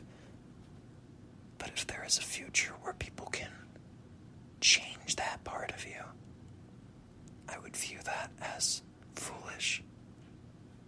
I would view that as incorrect. Because once again, trying to force people into this quote-unquote perfect way of being is stupid and irrational. I can understand why you would think that way, but it is an immature way of thinking. A lack of understanding as to how everything works around you. Right? Everything is different, and that is the greatest gift. Everything is weird. If nobody was weird, we'd all be the same person. Even if you were to somehow make this perfect genetic thing or whatever, where everyone's a clone and everyone has the best perfect traits and everyone's a clone, right? Not only would that be boring as fuck, because now you don't have anyone that's different from you. You all look identical. Say, for example, even if you all got the same haircut, like down to the perfect, like hair follicle, you had the same, like the fingers, you had the same, all this kind of stuff, right? Guess what people could still nitpick you for? You and your actions. People could still be divided over that and think, oh, now we need to have everyone act this certain way. Now we have to have everyone be straight, or oh, we have to have everyone follow one religion, or oh, we have to have everyone do this exact thing in this exact way. Good job. You just made all that shit soulless as fuck. It just shows your lack of understanding of what true beauty is. What true maturity is. What true all these things are, right? And that is love and embracement of our differences. And recognizing we're just as interconnected. And by trying to strip away the differences, by trying to strip away the weirdness, by trying to strip away these emergent natural quirks that are inevitable to happen, you do not understand.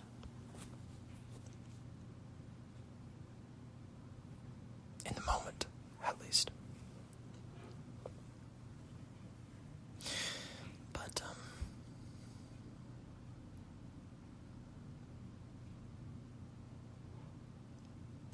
yeah.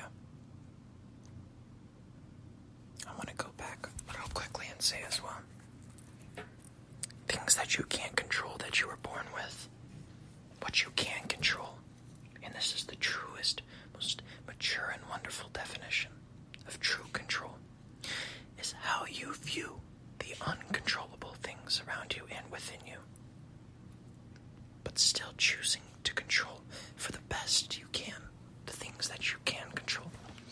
That was the serenity, that was basically the serenity prayer that my mom and all these other people would always say at the beginning of her AA meetings when I would go there with her and with my brothers.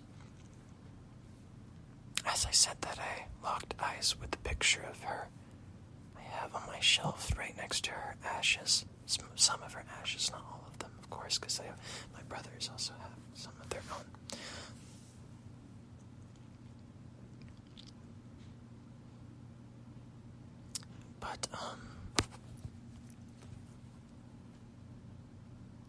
But yes, control what you can't control, accept what you can't, and know the difference.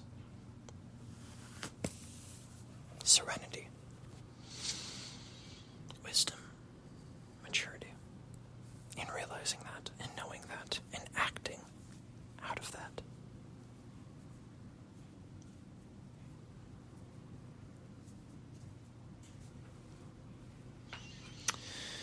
And say, for example, you are born with, or you inherit, say, for example, pedophilic tendencies, right?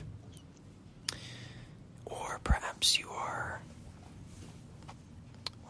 you get sexual pleasure out of killing people, right? Or something like that. Something you didn't ask for, but you have now. You are still not a monster, right? You are still not evil, as I've said before. The thing is, however, is that you need to recognize that some of the things that are unchanging within you, right, can harm other people and other people's lives in a very negative manner. It is another illusion. That is why I say lust is an illusion where you can harm people. And as someone who's been in many relationships where lust conquers, and lust is what kills the love and the passion and the romance, I can say firsthand. Right? That doesn't mean you should ban altogether porn like what these people are trying to do nowadays, because people are still going to find porn. People are still going to be lustful. People are still going to do this if they want to or not. Same thing happened with prohibition or whatever, I forget what it's called. When they banned alcohol, people just drank even more than before. Same thing with the legalization of weed and psychedelics especially as well. People are coming to realize, after finally doing studies on it, that it has a lot of really good benefits, and you can't even really overdose on it at all. There's no recorded overdoses. Things like that, right? But you still have to maintain balance, and you still have to recognize your shadow self and overcome it. You must recognize things, once again, you can't control and what you can't control. How you view the uncontrollable is something you can control. You can control, right? And so, you have to find within yourself, right? Not for the sake of others, but find within yourself what you believe to be the most righteous, right?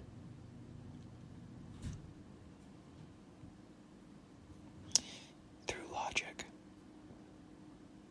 through analyzing everything around you and within yourself and overcoming your fears, facing them, recognizing them, addressing them.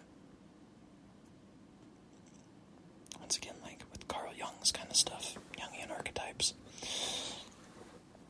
the shadow self, you can only control the monster once you understand and recognize it and accept that it is there. Just like a literal, you know, like say for example, when you're younger and you're scared of a monster under your bed, how do you know? Or how do you overcome it? By looking under the bed, right? And seeing there's nothing there. Again and again and again. Every time you feel that fear, if you were to look there and see nothing, you would feel that fear breaking away. That you have more control over your mind, more freedom within yourself, more bliss, more towards the stillness and the peace, more towards the tranquility, by conquering it. The same thing goes for things inside yourself too. Addressing it, putting words to the feelings, and deciding what you will do with it, whether it does harm people or it doesn't, right? And for me, my transgender tendencies and my thoughts have been with me my entire life. I remember when I was 2 years old, I would play with Barbies, and I didn't play with the male Barbies or Ken dolls. I played with just the females. And I saw them as myself. Another thing too is I remember my mom would give me some of her tank tops when I was 4 or 5. And I really liked it. But I remember one day at daycare, these 2 boys pointed at me and were laughing and were saying how, isn't that what girls wear? And it made me so deeply disappointed and unhappy that I couldn't wear this without people hating me for it. And so I shunned it. I tried to push it away. And then, fast forward, 6th grade, I would be like crossing my legs in the computer lab. Someone would point and say, hey, that's how girls sit. Why you sit like that? Right? There's so many moments you come to realize that we're trying to tell you something all along, right? Every time someone would point out and say something to me, I felt so sad. Like, why?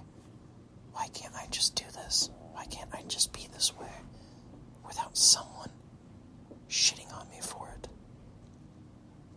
And that's another thing. Once again, accepting yourself, being yourself.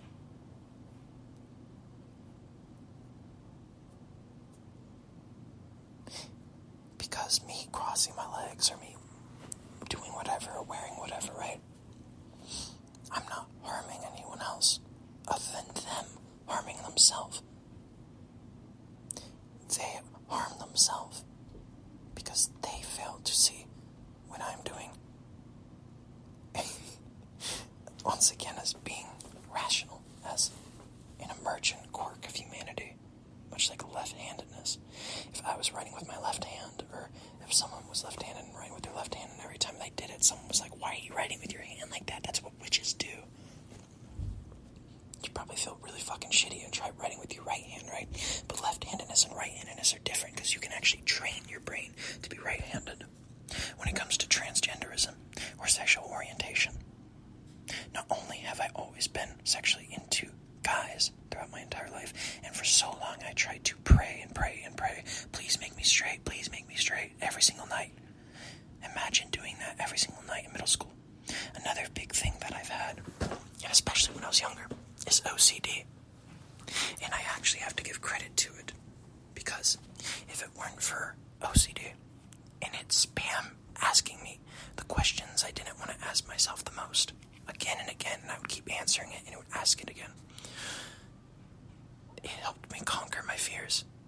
And there were so many fears I had as a child, and especially being raised primarily Christian, although my mom was both Christian and Buddhist, and my father was always spiritual and not any particular religion. A lot of my other family members, not my immediate family members, but my other family members were more religious, especially on my mom's side, because they were from the South.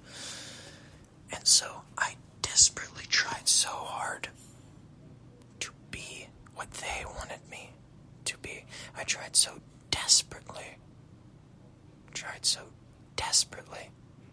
to not have those feelings within me that were undeniably there. Because there's no such thing as false feelings, or true feelings for that matter. There are just feelings, period. Much like how nothing is necessarily intrinsically meaningful or meaningless. It just is. What you do with it, that is the meaning you give to it. By understanding it, putting words to it, by trying to make sense of it. And so with these thoughts for so long, I never had the words to it, and I was too afraid to address them.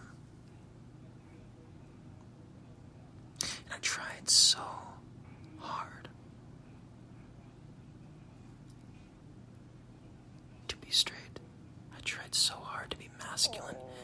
Get my stomach doing that again. I tried so hard to go to the gym. I tried so hard to be all these things, trying to be some big buff dude, all these things. And all it ever did was make me look in the mirror and ask myself, who the hell am I looking at? More and more, I stopped recognizing my face. At least in middle school, I had, as a child, you haven't really gone through puberty yet, or even hit it, right? So you're neither really male or female. You just have an androgynous face. And I was happy with that. And I loved my voice back then. And especially even looking back on it now, most people, or at least cis men growing up, would look back on their voice and be like, oh my god, I was such a squeaker. Oh my god, I had such a crazy high-pitched voice. That's so funny. That's hilarious. I can't believe I sounded like that. I look back on that voice and I'm like, I really like how I sounded. That sounded more like me than the deep-ass voice I tried to put on anytime I spoke to someone, especially because it was a defensive mechanism. If I acted big and scary, and as someone who's 6 foot tall, if I acted big and scary, if I put on this deep, scary voice, if I acted mysterious and dark, and if I wore these black clothes and everything, I would be able to make people not even want to approach me, and then I could just be myself, and I could isolate and be alone with my thoughts. I wouldn't have to try and mask to these people. I wouldn't have to try and put on a bullshit performance, but when they did come around, I would put on the bullshit performance so they would stay away, so I wouldn't have to do it more. And all that time, it was me who was doing it to myself. Sure, there are assholes in life. Sure, there are people who don't want you to be this way. Sure, there are people wanting to kill you for wanting for you to be yourself, right? For whatever your culture is or whatever you are inside, sexual orientation or gender. But that whole time, that fear was me fearing it. It was me doing it to myself. And once you overcome that fear, you realize once again, I never had to fear it to begin with. They could kill me right now, would still do it again. They could kill me for me being myself, but I don't even fear that anymore. I'm just so happy I could have understood myself at all for even a split second. It was all worth it. All the pain I went through, all the different hells I went through all the different heartbreaks I went through. Relationships ruined over lust, people drifting away, me hurting people. All of it. You gently guide yourself towards this state of understanding, of realizing yourself by overcoming the fears once again, as I've said a billion times in this audio log. You come to know yourself. You have to lose yourself to find yourself. You know, that's something Willem Dafoe said, I'm pretty sure. But, so yeah, I had to go to the deepest pit of internal suffering where I genuinely wanted to kill myself so many times. Even just last summer, I debated on going out into the woods and just meditating till I died. Because I was just so done. It just felt like there was nothing else I could do. Nothing left to accomplish. But now, of course, I recognize I was foolish in thinking that there was always more to accomplish, and I will always keep going on. Even when I'm dead, I'll change. And inevitably, in logic at least, it seems like I'll be born again. And even if I'm not, even if this is the only life I live and there's no afterlife, I'd still not change anything. I still view it just to be as beautiful. And I will always have happened, even when no one is left to remember. I don't need my name in history. I don't need to live forever. To already live forever in these moments. You know what I mean?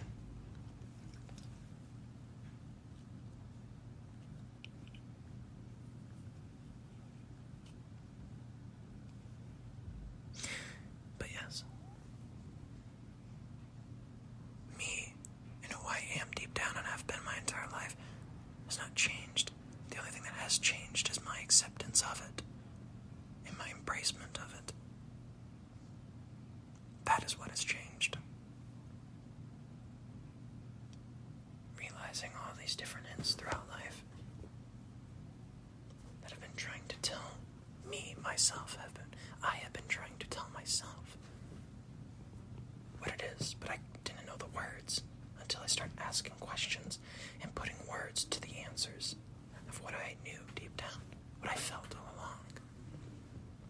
And most especially when others started asking me the question, hey, are you trans? Or, oh, hey, don't become trans. Things like that made me question it more. Specifically, my step-grandfather on my mom's side. The last time he was ever alive, and last time I ever met him, spoke to him. It was the first time since I'd spoken to him since I was like 5 or 2 or 3 or whatever years old. And he was so keen and obsessed with telling me, don't become a woman. Promise me, don't become a woman. And these were thoughts I never really even fully questioned because I was so used to just instantly turning off my brain as soon as the topic came to be. And also when I went to go visit them, I was trying so hard to be as masculine as possible because at the time I was still, I came to realize that, I was into guys. Since 2019, I realized I was into guys. And so, because I was a gay man at the time, at least what I thought myself to be at the time, that was the words I could put to the feelings. And so I tried so hard to be as masculine as possible. Didn't shave my facial hair, grew this giant beard, dressed in these whitewashed ass fucking clothes, right? Trying to present to them what they wanted to see in me the most. And he still somehow seemingly could sniff it on me and was scared. Not for me, but because he was genuinely, perhaps it was partially a mixture of care, but it was also a fear and a hate out of a deep lack of understanding. But there was nothing to fear to begin with of it, right? That this is who I am. I can't change that it is or isn't me. What I can change is what I do with it, how I view it, how I act on it, how I act to be the most loving and at peace with myself in the most loving way I can. The least harmful way to every other person as well, right? Because me being trans, or me liking guys, right? Them being able to give consent, right? Knowing consent and maturity and all that stuff, right? That doesn't harm anyone. Other than their lack of understanding presents fear and hate. And most especially a lot of the religions as well, Christianity especially, you're not meant to question the quote-unquote word of God. Right? When in actuality, so many of these things have been mistranslated and distorted over time. Leviticus, for example, where it said a man shall not sleep with a male, originally was actually against pedophilia, using two different terms for man and male. Right? Originally it was a man should not sleep with a boy. All these kinds of things. Right?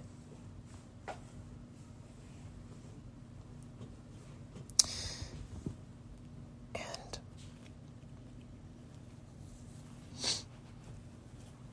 when it also comes to distortions of that as well, I mean, I could go forever and ever, right? The fact of the matter, though, is that you were not there in time. How are you to know? It actually truly happened. The universe could have just been made and all these memories could have been implanted into us. Right? For as far as we can tell, all we know is that we know nothing. And it's about giving our best guess. Jesus especially cleaned the feet of even those who hated him the most. That is not judgment. That is unconditional kindness. And a lot of people fail to see that. They get wrapped up in these words and these people who took eye account witness or whatever of him and stuff. But what about the words himself he spoke, the actions himself he took? Right? That's the other thing too, is that anything can be defined in any way. Everything's ineffable, so you can put any words to define it. Same too with the words spoken by another, or the words you read in a religious scripture. And it is meant to be relative. It is meant to be a moral compass to point you in the direction to walk to, in which you have to take the steps. You don't need the religious scripture for you to still to be able to find the right way to be, such as atheists, for example, where you can still love, you can still be kind, still act out of that wonderful truth, that maturity, that embracement of being. You can still find that within yourself in your own unique way, because everyone has their own unique way. There is not one single way to find it. That is why there are multiple religions. That is why people without religions find it within themselves still. Because it is a natural way. You naturally will grow more and more towards that state of understanding if you flow with the change that is guiding you, that guides everything. Simply change itself. It doesn't need to be it doesn't need to be manipulated or done by some conscious aware thing. The fact of the matter is that it is. That's all we can really know for sure. It is. And that is the greatest gift still. With or without some conscious higher power. And the truth remains the same. Same thing all these other religions are trying to get at. And the answer lies in the blend between the two. Both and neither. Like I said towards the beginning of this audio log as well.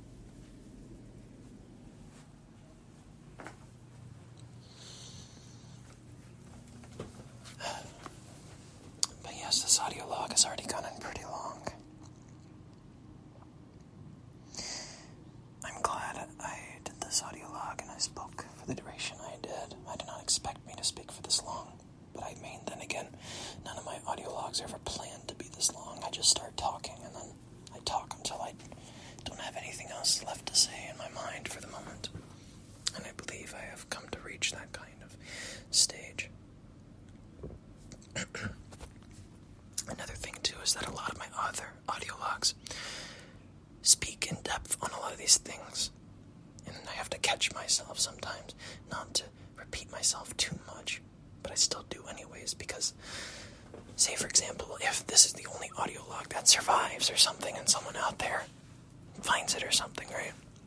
I don't want them to have only a fourth of the puzzle or something, right? So that's why I try to say as much of as I can to any person that I speak to about it, or any audio log or whatever.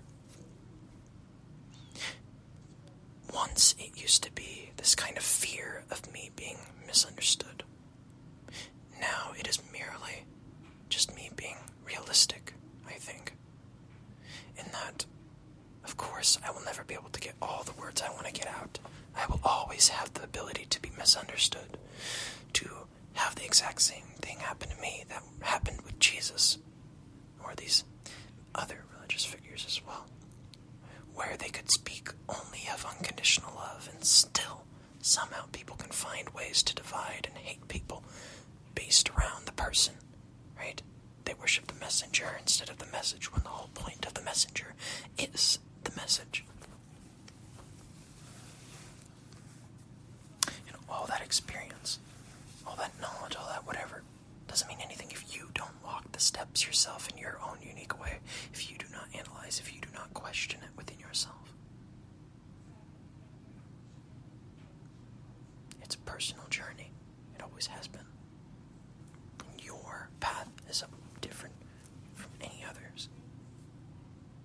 Because if their path was the same as you, then they would be you. If nobody was weird, we'd all be the same person. Everything is weird. And if nothing was weird, everything would be nothing. Because to be anything is the weirdest thing ever. So, okay.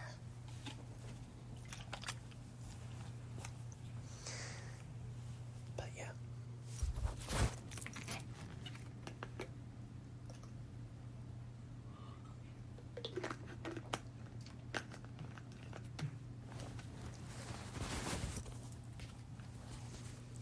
That's why I spoke earlier of don't make some religion about it or some shit. Hear what I'm saying, right? I am no better or worse than any of you or any other thing that is. Anything has the same infinite potential to also rise from and within itself, through itself, to reach that state of enlightenment, of eudaimonia, of bliss and gratitude for existing at all in the first place. And so,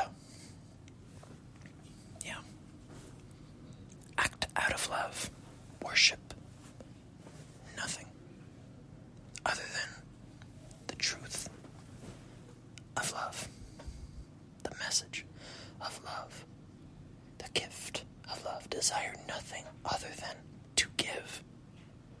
Desire nothing other than to give love, to give bliss, to give love to yourself too.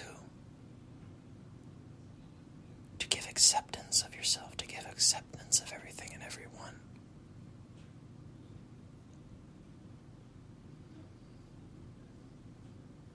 To give knowledge to others, to give wisdom, to give advice, to give help to others, to give understanding, attempt at understanding others and their perspective, to give empathy.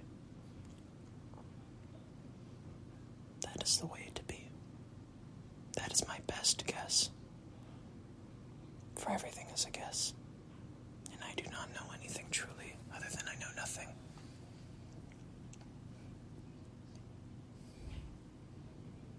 My best guess is love.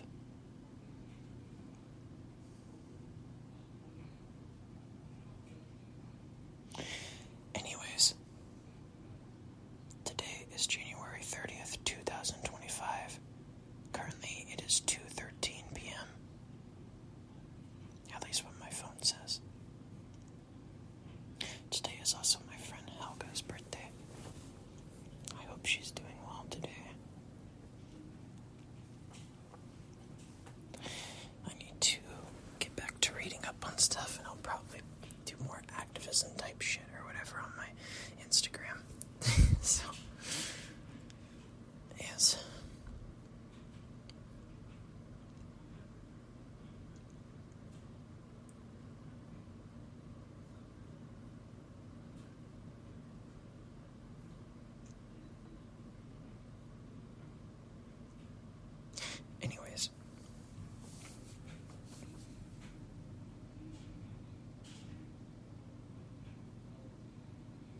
another thing, too, I want to end off on and say as well.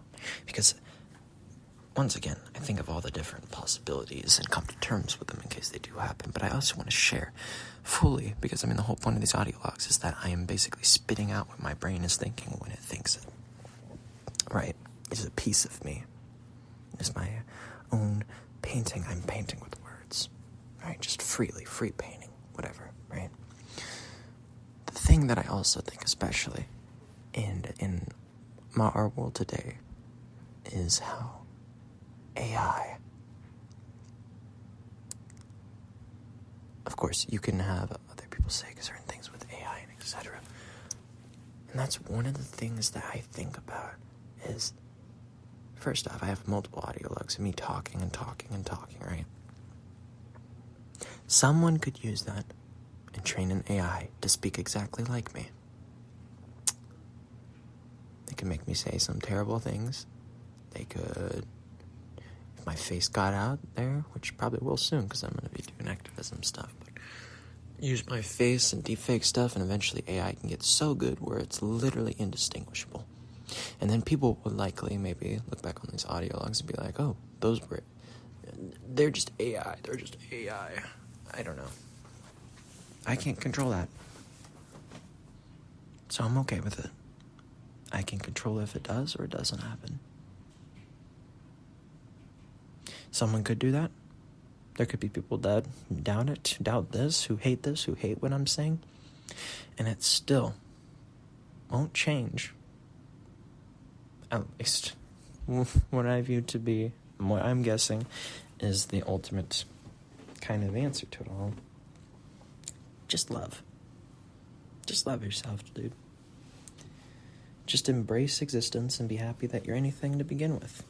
And same with all these other things existing alongside you. You're all equal. You're all one and the same.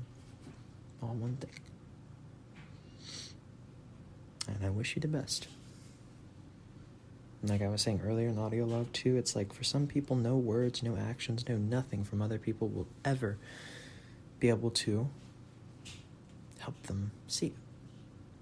Because words, when people speak of these kinds of things, or art, or movies, or whatever, they only have significance to you if you already have an experience of such significance. Otherwise, you can't put an experience or feeling to it, and thus it has no meaning to you. If I were to say, hey everyone, let's all love each other, and if you've only ever lived a life of hate and horrible things happening to you, or poverty, or people around you dying, and all these horrible things, no shit, it makes sense you're not gonna, what I'm saying is gonna just seem like complete bullshit. And it's totally, like it makes sense. I get it. And that's why I say so heavily, you are the one who over time will still get through it. You're going to figure it out through yourself. And I hope and wish that you too can find that genuine love of yourself and others. But it's going to fucking suck to try and get to it. Let me tell you that. It may take your whole life, you may never find it. But so long as you keep addressing your fears, so long as you try your best to do your best, that's all that can really be asked of you.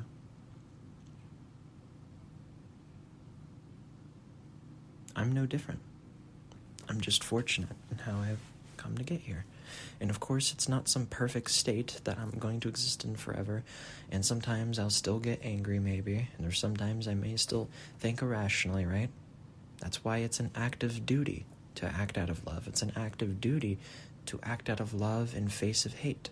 You have to choose to love. You have to consciously choose in the moment to give love, and to give love to yourself. No one else can make you do that. No one can force that onto you. No religion, no person, no political party, no nothing can force you.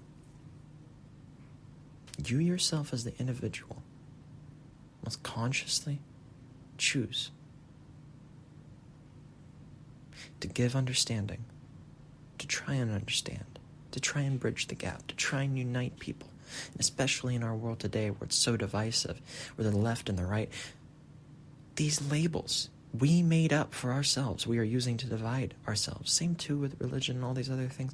We divide ourselves, when in reality we've never been divided at the core. We've never been divided. These roots are the same. Our connections are the same. We all live on the same planet. We all exist in the same craziness that is existence. Same too with aliens that may be out there and stuff. We all live in the same universe. They're technically our neighbors too. Everything's technically a neighbor if you extend the limit to be infinite. We're all neighbors in this crazy universe, and maybe even beyond what we can sense, or even before in the past. They're neighbors to us in time then. And you can extend that infinitely as well. Might as well. Because it can go both ways.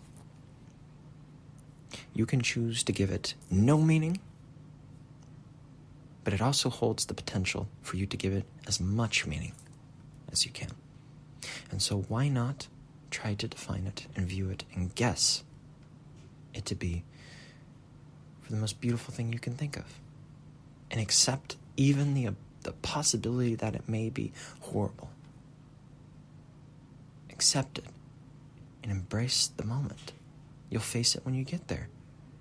If you get caught up in worrying about all this crazy bad shit that might happen, even if it does happen, now you've lived through it twice. You put yourself through the worst thing imaginable twice now. So don't worry. Don't fear. Don't hate.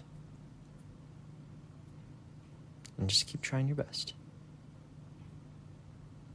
And bits and pieces of that enjoyment of life, and you typically won't even notice it in the moment, but just little moments of peace, just little moments of, hey, look how beautiful that butterfly is, or hey, how fun was that movie we just watched, or hey, you guys want to go hang out after school, or hey, do you guys want to, go on a trip together, or hey guys, look how beautiful that river is, or how beautiful that tree is. Oh wow, you look so awesome today. Little moments like that. That is the same kind of embracement of existence, even if just for a little moment. That is heaven.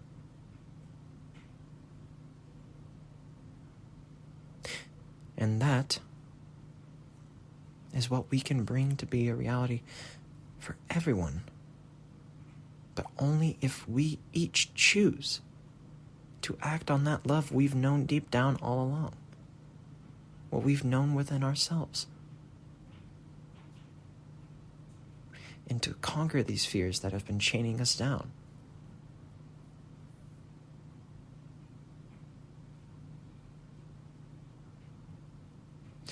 And once again, given enough time, I think it is inevitable. We will conquer it. Collectively, we will mature. And as Pierre Teilhard de Chardin says, once we harness the power of love, we will have discovered fire for the second time.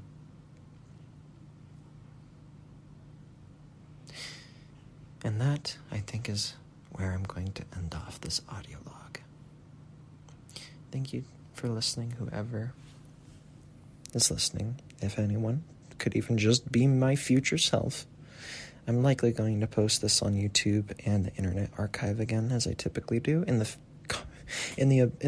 possibility I may die in the next second. Right? I could have a heart attack any second. I could get some person jump through my window and stab me 1,000,000,000 times, or I could get in a car crash, or the meteor could crash down, smack me, or I could just disintegrate, or just snap out of reality out of nowhere. Right? I can't control that things. What I can control is how I view the uncontrollable, accepting it, not being afraid, and, being calculated, being smart, eudaimonia. Not too much, not too little, the Goldilocks in between. And so I'm just being realistic, where it's like, I could die, that's okay. But at the very least, I can try and put my message out there so there's at least the potential and possibility, a better potential and possibility, or more likelihood of of someone hearing it and it helping someone. Because that is my favorite thing to do.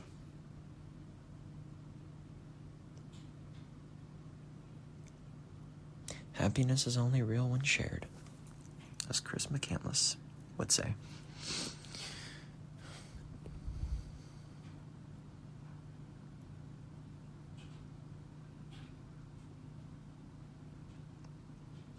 But yeah, I say this as well as I'm looking at a painting from Van Gogh. And his work only became popular after he died. I have no idea if I'll be the same or not. Either way, I still wouldn't change a thing. This could be heard by nobody, and I still would have willingly chose to record this. Because this, me speaking and realizing these things actively as well as my own heaven too, in the moment. It's like the greatest gift.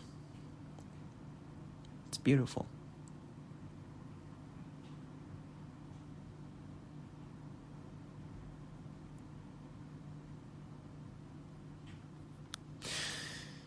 Anyways. Yeah. I think that's where I'm going to leave it off. I don't know what I'm going to name this audio log. That's kind of the issue I have with half of mine. Some of them I will say something cool during the audio log and I'm like, oh, I'll definitely use that, right? For this one, I don't really know. I might just name it I Love Life or I don't know.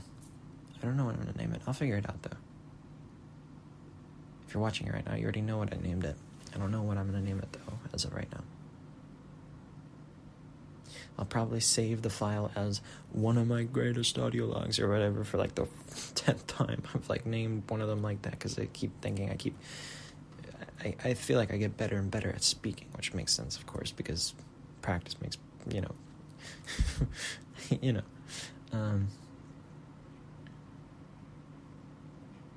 but yeah,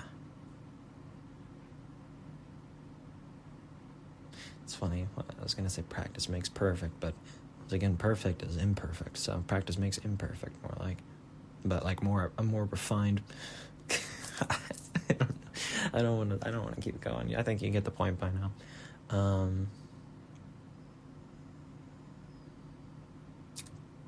Yeah, I can't think of a name. I also subconsciously kind of just intentionally delayed, or what is it? What's the word? Procrastinated so I can get this audio log to 222 in the time. I do that with some of my other audio logs, sometimes unintentionally. I see 444 a lot on my clock as well. So, but I'm going to end it before it hits 223. So, anyways, goodbye. January 30th, 2025, my bad. Now it is 2:27 p.m. It is sunny outside, very nice and awesome, very beautiful. And I'm going to keep going with my day now. Bye-bye. I love you. Adios. All right.